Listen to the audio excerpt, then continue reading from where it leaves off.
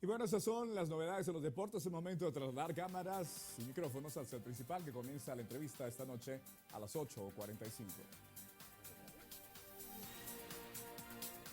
Gracias, buenas noches, bienvenidos al segmento de entrevistas y debates de aquí a las 8:45 junto a Carmina Aldizán, como es usual las noches de los días lunes. Vamos a conducir estas entrevistas. Así que inicio dándole la bienvenida a Carmina. Carmina, buenas noches. Buenos días, Mariano, ¿cómo estás? Bien, todo bien, fin de semana.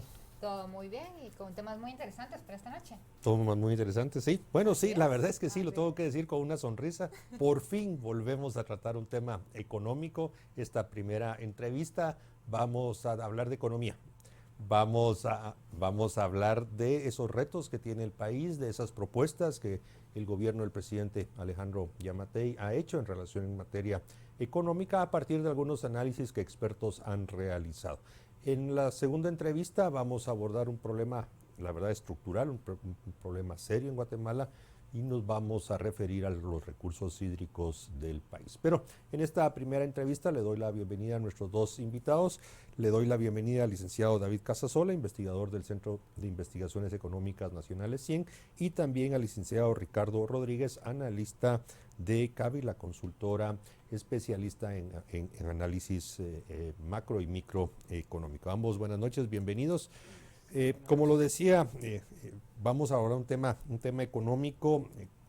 Todas las encuestas, los estudios de opinión señalan que después de los temas de violencia, criminalidad, lo que más apremia a los ciudadanos es esta situación de la economía, la falta de empleo, ingresos estancados, en fin, falta de oportunidades. Y bueno, en el plan que presentó el presidente Alejandro Yamatei, incluso lo reiteró en su discurso, dijo claramente que quiere transformar en un país de exportadores. Y a partir de eso hay una serie de propuestas y bueno, Ricardo Rodríguez escribe un artículo muy interesante donde resumen 5 grandes temas la propuesta económica del presidente Alejandro Yamatei. Así que, Ricardo, buenas noches, bienvenido. ¿De qué se tratan esos 5 grandes temas que ha identificado en materia económica en la propuesta del presidente Yamatei?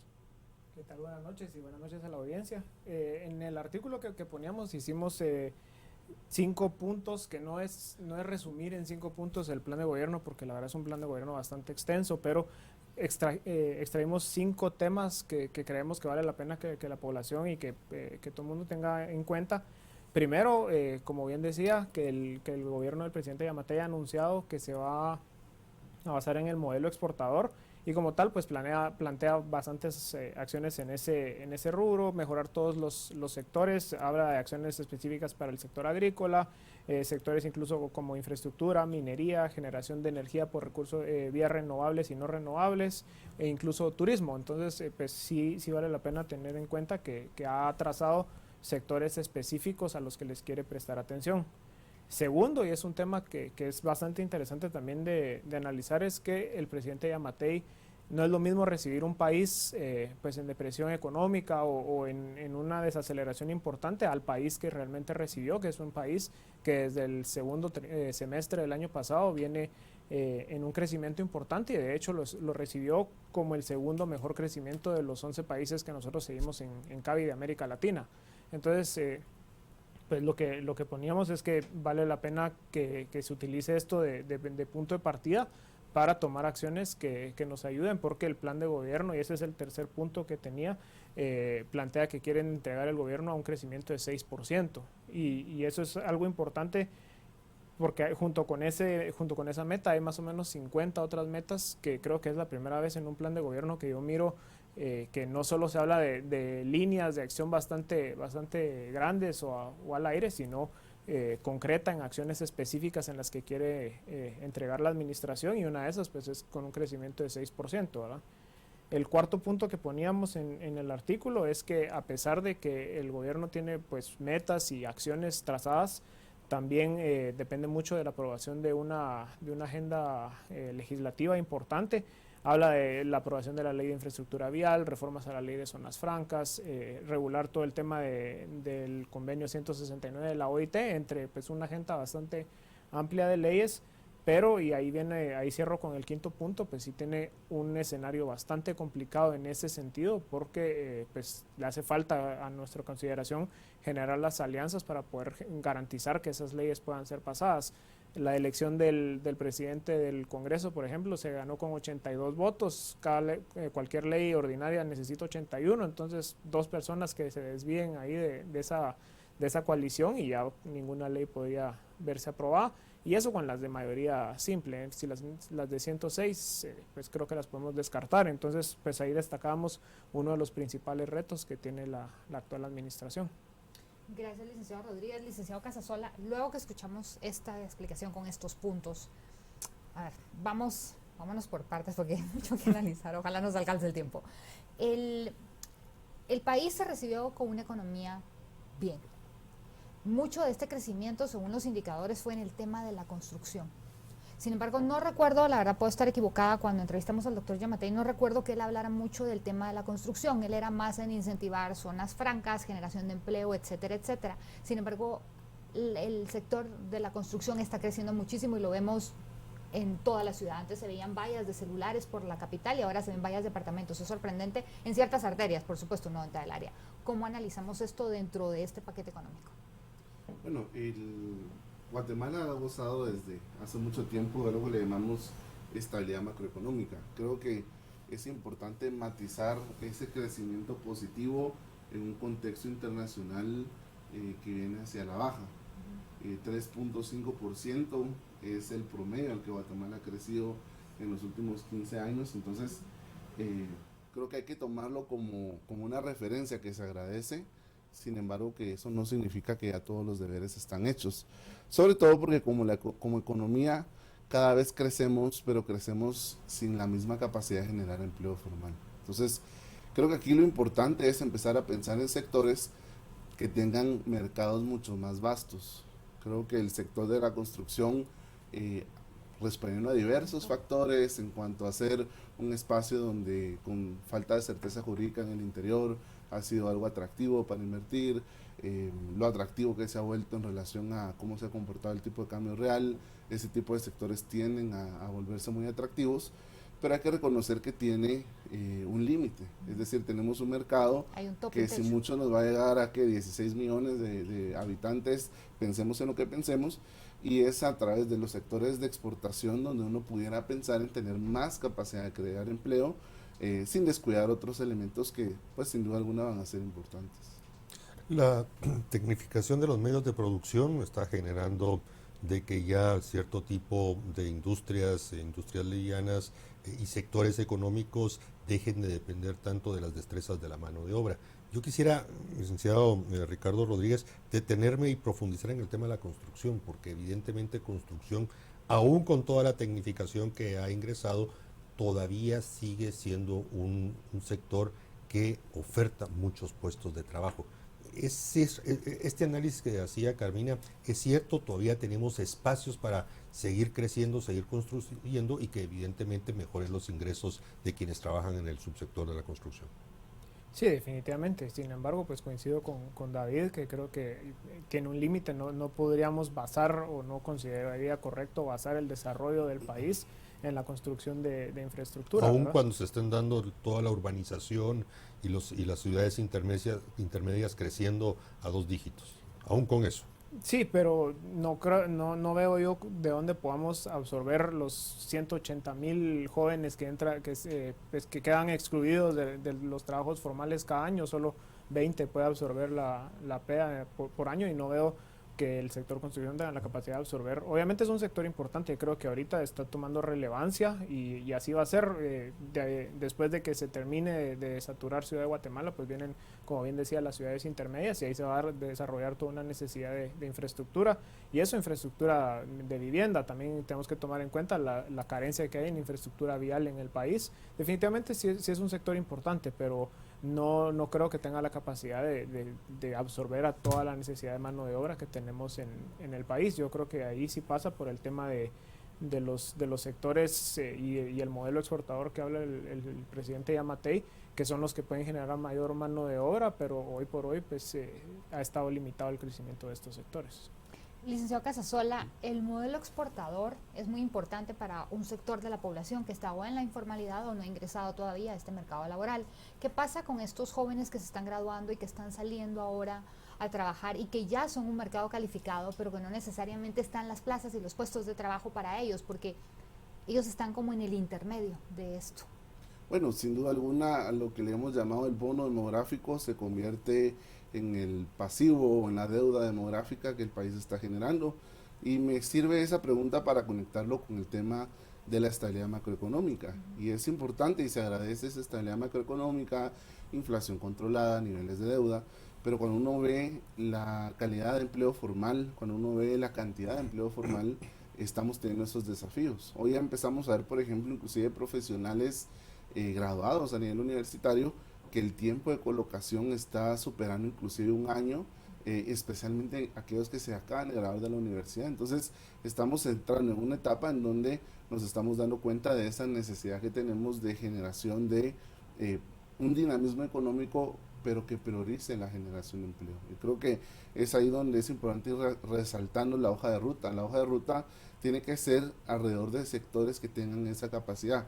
Puede que los genere a nivel local, puede que los genere elaborando productos de exportación, pero al final yo creería que todos los instrumentos que pudiera focalizar a través de políticas públicas el gobierno tendrían que priorizar que a cambio haya una generación de empleo formal. ¿Y esos sectores que tuvieran la capacidad, cuáles serían? Bueno, son sectores que para funcionar necesitan grandes cantidades de mano de obra. En este caso se está hablando de un tema interesante que es el de la construcción, estamos hablando del tema de manufactura ligera. Ya habrá que ver, por ejemplo, el tema de turismo, porque ahí tenemos también la relación de inversión en infraestructura que es necesaria para activar algunos puntos, pero básicamente lo que nosotros necesitamos es actividades que sean que tengan esa capacidad, que al final con una inversión mediana en capital tengan una capacidad de generar pues más puestos de trabajo que lo que usualmente serían industrias más pesadas, por ejemplo, que de pronto no tendríamos hoy las condiciones de arrancar en el corto plazo. Licenciado Rodríguez, hay otro tema. El acceso a crédito para estos jóvenes que se están graduando, muchos de ellos se están graduando de la universidad, pero muchos sueñan con tener algún tipo de emprendimiento. Hay muchas cooperativas y demás que ayudan a un sector más pequeño de la formación. Estos son pues pequeñas empresas, pero es difícil para ellos acceder a créditos porque no tienen, a veces se quedan sin el flujo de caja, etcétera, etcétera. Por más que tengan un capital guardado, es muy difícil cuando uno ya está dentro de esta inversión sostener este negocio. ¿Ha visto usted que se planea algo dentro de las políticas económicas que vienen para apoyar estos emprendimientos? Porque Guatemala es un país de emprendedores y no lo podemos negar. Definitivamente, y entiendo que el plan de gobierno del presidente Yamatei, incluso ya se ha hablado de establecer fondos, entiendo que con el crédito hipotecario, o sea, sí hay planes que el gobierno tiene. Obviamente las demandas de necesidad de capital son bastante más altas, pero sí eso es un tema vital, más para un país en donde el emprendimiento es tan importante, ¿verdad? Lamentablemente en muchos casos probablemente por necesidad más que por deseo, creo que lo que el país necesita es eso, es fomentar esos emprendimientos de ideas reales y que puedan generar, que sean innovadoras y que puedan generar un cambio para el país, y no cuando brillamos a la persona a establecer su propia empresa más por necesidad que por la idea de emprender, ¿verdad? Hay un elemento que es vertical en los 5 puntos que mencionaba Ricardo Rodríguez, y se resume en certeza jurídica. Ese es un elemento que aquí los empresarios, los comerciantes, los agricultores demandan como lo principal a atender. En lo concreto, ¿en qué se resumiría esto de certeza jurídica? ¿Pasa por el legislativo? ¿Pasa por el ejecutivo? ¿O dónde será el tema de las cortes? ¿Dónde es donde hay que ver ese punto de la certeza jurídica? Creo que pasará por todos los poderes del Estado, pero hoy por hoy una responsabilidad grande ha pasado por la Corte, porque pues, hemos visto cómo han tomado decisiones en contra de hidroeléctricas, de la minera San Rafael, y pues esto lo que ha hecho es permear en todas las inversiones. Obviamente pues, hoy fueron hidroeléctricas, el sector energético y minero, pero todas las inversiones en el país pues estaban en algún momento en duda de si no era en ellos el siguiente sector que pudiera ser afectado, ¿verdad? Y eso pues lo que generó fue todo el tema de detención de inversiones, de reducción de la inversión extranjera que vimos en años anteriores, 2017, 2018 específicamente. Licenciado Casasola, ¿y cómo analiza usted este clima de inversión económica extranjera? Porque no han cambiado mucho las condiciones. Nosotros tuvimos a unas personas la semana pasada hablando sobre el tema de una hidroeléctrica que está teniendo nuevamente problemas, están cumpliendo los requisitos y tampoco se están acelerando las cosas. ¿Cómo podemos avanzar en ese sector? Bueno, creo que hay un tema importante que es lograr reglamentar el convenio 169 de OIT, que está en un impasse en cuanto al fallo de la Corte que le pidió al legislativo que hiciera un reglamento. En lo que ocurre ese reglamento, pues siguen habiendo operaciones pendientes de avanzar que fueron aprobadas pero no han logrado arrancar. Entonces creo que hay un tema muy importante en cuanto a esa reglamentación.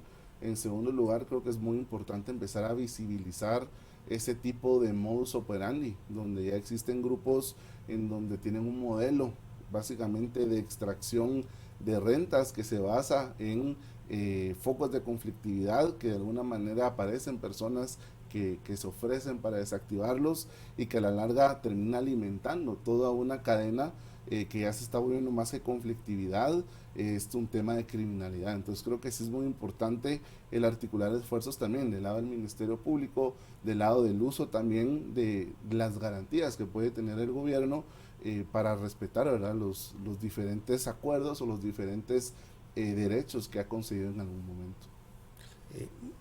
La mayor parte de la entrevista la hemos dedicado pues a esos elementos que dan el marco general dentro del cual nuestra economía debe desarrollarse actualmente y hacia futuro.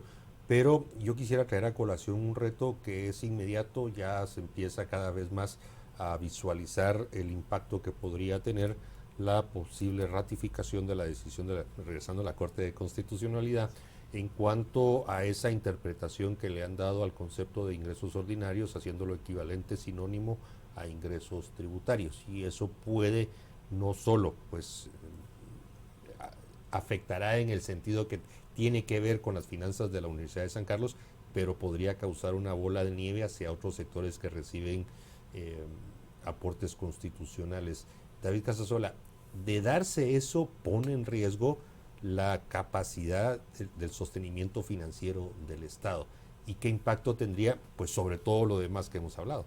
Sin duda alguna, yo creería que sería una especie de bola de nieve. Creo que no hay que ir viendo muy lejos para ver los desafíos en los que se puede meter un país cuando no le logra poner un límite o no logra de alguna manera hacer cambios profundos para ir cerrando el déficit fiscal.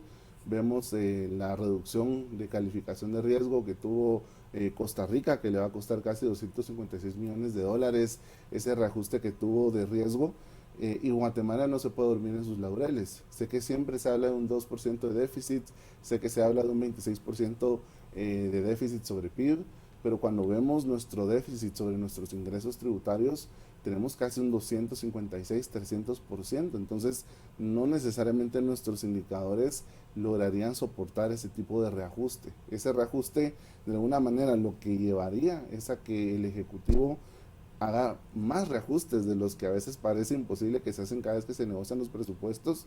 Y segundo, creo que crearía un precedente muy complejo, porque no, como bien lo decías, no solo estamos hablando de Universidad de San Carlos, estamos hablando de todas las demás citados constitucionales que requerirían algún tipo de reajuste y en ese caso... Hacia el alza, no hacia la baja. Hacia el alza, y por lo tanto requiere o sea, hay dos vías, pero hay una vía que no es sostenible, es o nos endeudamos más para cubrir ese agujero o repensamos el tema fiscal, que en este momento es muy complicado en cuanto a que tenemos una base muy reducida, en cuanto a que no logramos tener esa claridad de dónde vamos a empezar, si vamos a traer inversión, si vamos a buscar crear condiciones, empezar a entrar con una reforma fiscal sería muy complejo de manejar.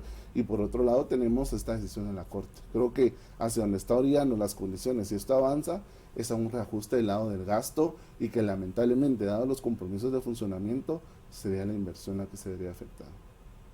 Licenciado Rodríguez, otro tema que no podemos dejar escapar al hablar del tema económico son las elecciones en Estados Unidos en noviembre de este año. Siempre Guatemala, pues por nuestra posición geopolítica, siempre se va a ver afectada. ¿Algún comentario a este respecto? Sí, pues definitivamente estamos en un escenario internacional bastante interesante. Estados Unidos hoy por hoy, y contrario a lo que pues, el año pasado escuchábamos en medios principalmente internacionales, pero también nacionales, no se viene la recesión y eso es importante descartarlo. No estamos viendo recesión por ningún lado en Estados Unidos y por el contrario hay una reaceleración interesante que eso nos va a beneficiar porque tenemos 3 vías importantes de conexión con Estados Unidos económicas: remesas, exportaciones y turismo. Y mientras Estados Unidos vaya bien y los desempleos estén en mínimos como están ahorita, pues nuestros connacionales, primero Dios, estarán bien y con eso mandarán más remesas al país. En temas del escenario del eleccionario como tal, pareciera que hoy por hoy Trump tiene bastantes posibilidades de ser reelecto. El Partido Demócrata pareciera estar yendo más por la radicalización, que es personificada por Bernie Sanders, y al menos nosotros que monitoreamos el mercado de apuestas y la bolsa, que son indicadores interesantes para ver, hoy por hoy dan por ganador a Trump, y especialmente ganador si se enfoca contra un radical como fuera Bernie Sanders. Entonces, pues no estamos viendo mayor complicación si las cosas se mantienen como están. Obviamente, pues si pasara alguna situación en estos meses que no la vemos, pues obviamente podría ser otro el escenario, pero con las condiciones de hoy pareciera que Donald Trump tiene todo para reelegirse.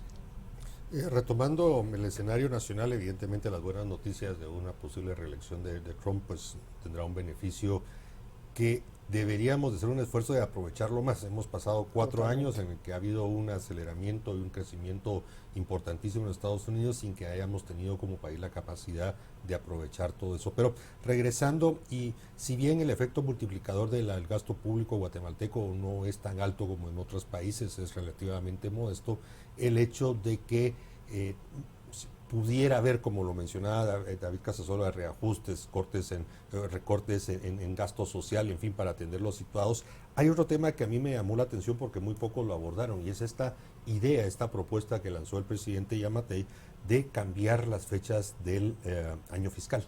El año fiscal, como recordaremos, es del 1 de enero al 31 de diciembre. Él está proponiendo, para efecto de tener mayor impacto en el gasto público, pasarlo del 1 de julio al 30 de junio.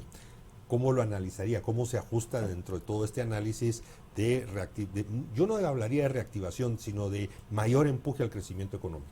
Sí, definitivamente creo que habría que darle un análisis bastante minucioso. Ahorita no tendría los efectos puntuales, pero podría ser una medida interesante de darle mayor dinamismo al Estado, pero sí creo que hay que darle un No sé, David, si tuviste la oportunidad de... Sí, yo en ese caso lo que diría es que habrá que ver qué tanto le permite afinar sus escenarios de recaudación y sobre todo tener una mayor certeza con cuánto cuenta para no empezar de entrada a sacrificar inversión, porque al final eso es lo que nos termina pasando. Como no se termina de estimar bien cómo vamos a cerrar, salimos del gasto de funcionamiento primero y de ahí en lo que alcanza se ejecuta lo que se pueda, pero la inversión requiere plazos mucho más largos. Entonces, de alguna manera quizá esto lo que pudiera ayudar es a tener más certeza y mayor disponibilidad de recursos de un inicio y tener un panorama más certero en las etapas donde se hace la formulación presupuestaria y se de una vez se hacen los escenarios de la recaudación que se va a tener, que últimamente ha sido como la inercia que hemos tenido, que siempre se sobreestima la meta y como no se alcanza, tenemos una eterna reajuste de gasto que siempre prima el funcionamiento de la inversión. Licenciado Casasola, en este tema, es difícil decirle a los políticos que hagan un presupuesto menor, pero definitivamente el fisco no está recaudando. Entonces, obviamente, el tema de subida de impuestos nadie quiere saber nada, porque la corrupción en este país nadie quiere ni pensar que alguien va a subir impuestos en este momento, pero ¿qué se puede hacer para ir equiparando las cosas? El gobierno debería ser más consciente y bajar, la SAT trabajar mejor. ¿Qué se podría hacer? Bueno, aquí hay varios frentes donde se necesita avanzar. Creo que primero hay que ver que la SAT no puede seguir operando con metas de corto plazo, donde cualquier superintendente está sobre las cuerdas cada año y cada vez que no se aprueba un presupuesto tiene un respiro porque le queda la meta pasada, sino que necesita implementar reformas de largo plazo. Una de ellas van con el tema de cómo ampliar la base y cómo hacer un poco más digitalizado algunos reportes para que sea más fácil la fiscalización, pero otro también tiene que ver con el evitar inercias como las negociaciones de pactos colectivos. Creo que todos hemos visto y hemos sido testigos lo desafiante que es políticamente hablando, pero si nuestro país no toma, o los políticos no toman una decisión muy contundente en cuanto a cómo se va a manejar el servicio civil, no nos podemos seguir dando el lujo de cada 4 años seguir firmando e hipotecando nuestro futuro con pactos colectivos que al final se trasladan en aumentos automáticos y sin claridad de los resultados. Entonces creo que si por algún lado se pudiera empezar a revisar, es del lado de los trabajadores del sector público, que hoy en día representan casi el 52% de empleo formal en el ICS. Entonces creo que por ahí hay mucho trabajo que hacer. Ricardo, al inicio se mencionaba de que hay una variable indicativa, es un crecimiento del 6% para el año 2023. Si vemos los sectores identificados dentro del plan de gobierno publicado en la CGPLAN, en el portal de CGPLAN, pues se destaca sector agrícola, minería, las energías, turismo, pero ya más concreto, ¿qué sector o qué sectores tendrían la capacidad de efectivamente crecer lo suficiente como para que logre ser la locomotora que jale toda la economía hacia un 6%? Yo creo que no va a haber uno. O sea, ¿O cuál sería la mezcla o cuáles sí, serían los sectores? Yo creo que el presidente Yamatei ha trazado, por ejemplo, nosotros hemos medido ciertos impactos de ciertas acciones del gobierno que pudieran llegar a sumar al crecimiento del PIB. Y yo creo que es de ir sumando, ¿verdad? Por ejemplo, Mina San Rafael pesa 0.4 del PIB, que enciendan la mina y crece 0.4 al 3.5 que llevamos ahorita, ya estamos cercanos a 4. La ley de infraestructura vial, más o menos otro punto porcentual.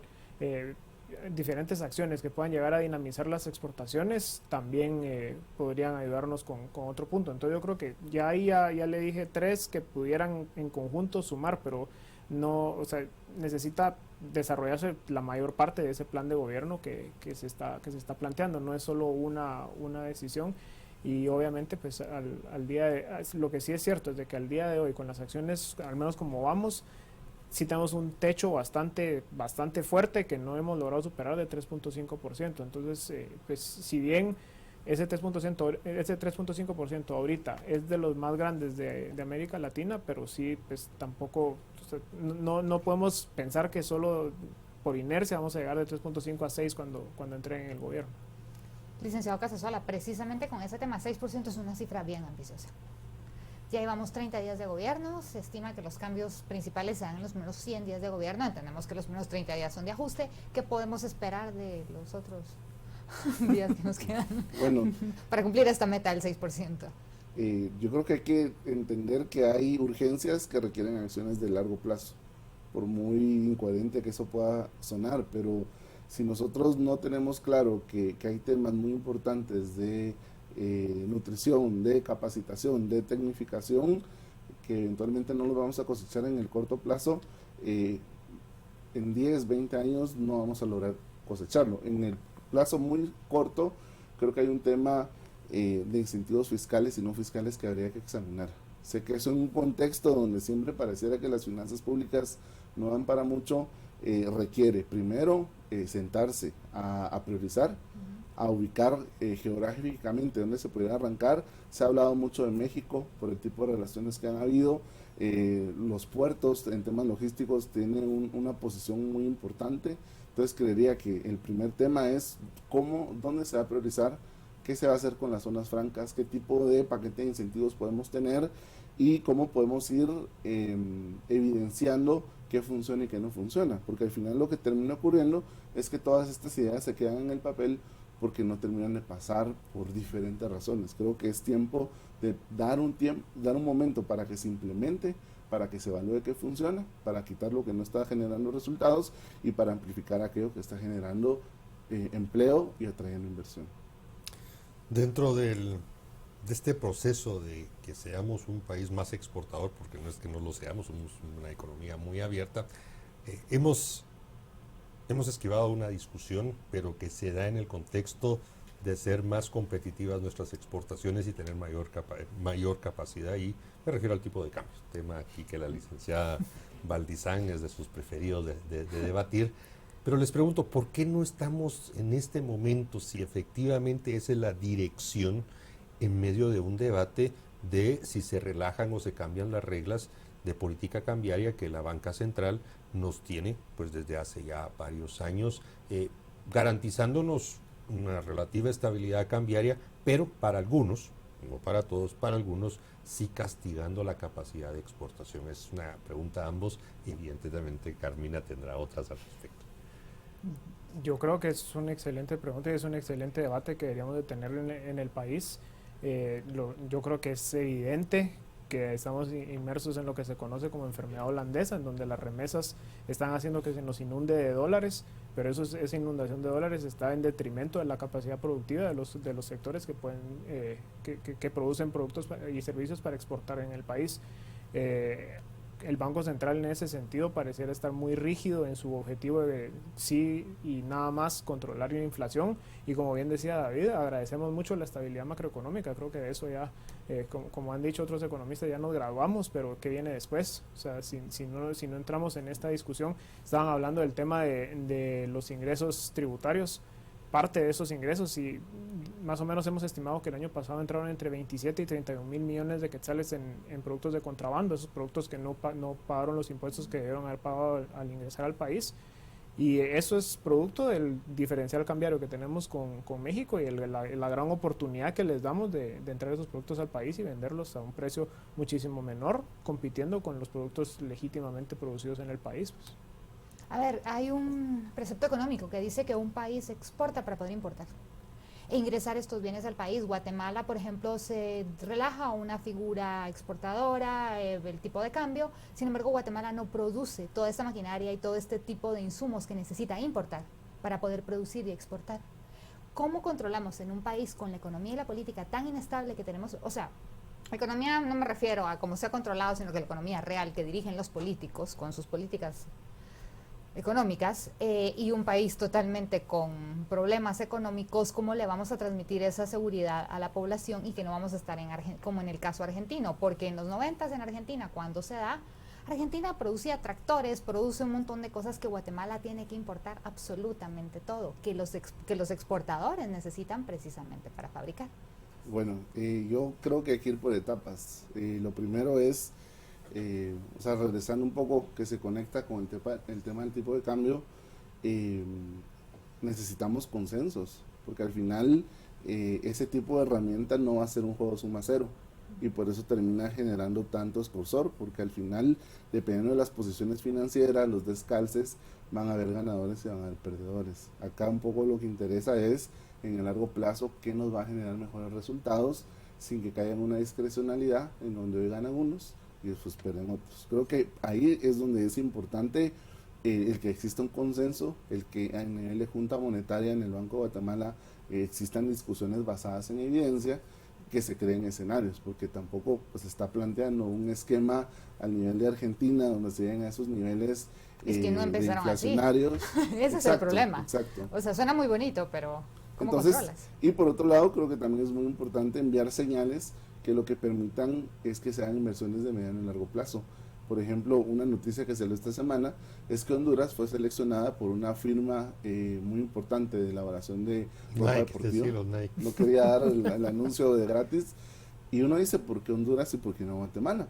Cuando uno ve, al final, ellos terminan teniendo condiciones que los terminan haciendo más atractivo para que ese tipo de inversiones se vayan para allá en lugar de venir para acá, estando a kilómetros de distancia. Entonces creo que es una mezcla en cuanto a este tipo de instrumentos de política monetaria, cambiaria, pero fiscal. Honduras, perdón que te interrumpa, tiene también las zonas francas, las zonas exclusivas estas que han estado desarrollando, que han creado todos estos beneficios para atraer a esta inversión, ¿es correcto? Claro, pero es una suma de varios elementos. Y aquí, por ejemplo, viene un tema que pues lamentablemente no vamos a hablar hoy porque no nos da tiempo, pero la fijación del salario mínimo, porque al final es una decisión que se tiene que tomar porque así está en la ley cada año, pero que no nos está llevando a ningún lado porque no se está hablando de competitividad. Es evidente que el factor de recursos humanos, que no lo tratamos hoy, debe de ser parte de la discusión junto al tipo de cambio y a las finanzas públicas y a todo lo de certeza jurídica. Bueno, se nos ha terminado el tiempo, yo les agradezco mucho que nos hayan acompañado esta noche. Hemos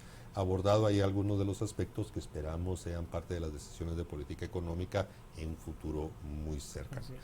A ustedes los invitamos para que después del corte comercial continúen con nosotros. Vamos a abordar este tema de recursos hídricos, un tema que a partir de una noticia, un comunicado que emitió la Municipalidad de Guatemala hoy, en el sentido de que está en alerta amarilla, es necesario volver a abordar sobre la situación de los recursos hídricos en el país. Los esperamos.